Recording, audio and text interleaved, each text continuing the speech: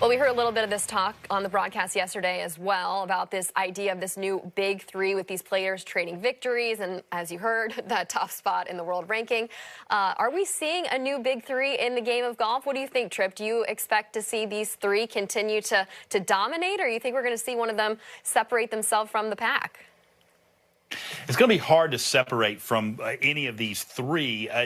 Rory's, when he roared into 2023, I thought, good gosh, statistically, he was looking so good. He won, of course, as we just showed, the CJ Cup. He was putting brilliantly. He was around the green game was really solid. And then this year, it's been, other than Bay Hill, it's just been, a little bit flat. He did win in Europe on the DP World Tour in the desert.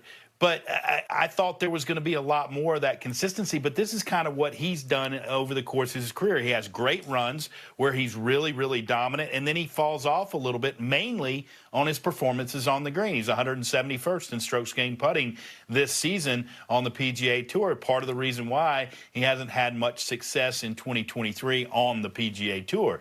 Then you got Jon Rahm. I mean, he can make the game look so easy. You look at statistically, really no holes in any parts of his game. He's ready for the big moments. He wants it. You listen to him talk. He absolutely is not happy when he's not right there with a chance to win every single time he plays, and he expects that. And then you've got Scottie Scheffler, who just quietly has exactly a lot of those things.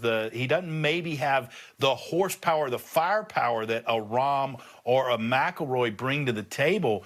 But you look at every part of his game, no weakness. Great short game, fantastic putter, high ball flight, great driver of the golf ball. Yeah, I think we've got a big three, but keep your eye on somebody else. Max Homa is closing fast. He's in 6th right now, and this guy is a big game hunter. He's getting more and more confidence. So who knows? I think these three can separate themselves a little bit, but parity is right there behind him. Patrick Cantlay, like I said, Max Homa, and let's not forget Justin Thomas can get on a great tear and win a lot of golf tournaments quickly. So it's great to be a fan of the game right now. We've got a lot of really talented players vying for #1, but I see a lot of flipping and flopping around #1 this year with those three players in particular. Yes, so much depth, so much talent on the tour, as we've seen.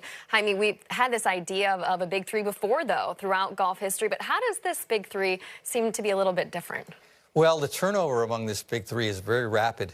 But, there have been a lot of big threes. Golf kind of goes well with threes going through history, starting with the great triumvirate, which is Harry Vardon, James Braid, and J.H. Taylor way back in the 1900s. Then the most prominent probably was Ben Hogan, Sam Snead, and Byron Nelson. Byron Nelson sort of being the first of that group to really achieve superstardom, and they were all born in 1912.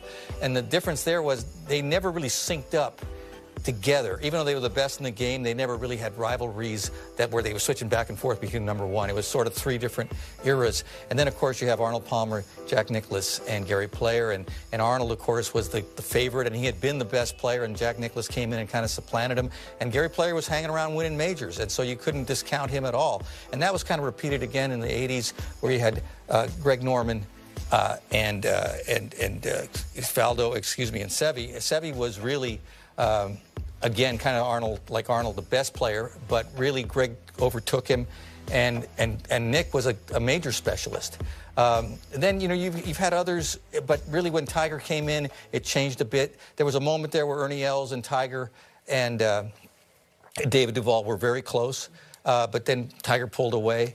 And, he just kind of skewed the whole history. It didn't happen anymore. But now it's come back to these guys. And, among the weeks that they've been #1, Jon Rahm actually has the most with 46, and Scottie has 32, and Rory in this period has 16. He has 122 total, just that he's having kind of a renaissance right now. But I expect those three to fight it out. I think Max Homa, as Tripp said, is a tremendous candidate for this. But this is a lot of complete game by three guys, and I think they're going to improve off each other. I think Rory saw what Scottie has, and Jon saw what Scottie has, and they're going to try to add dimensions to their game, and they're all going to get better.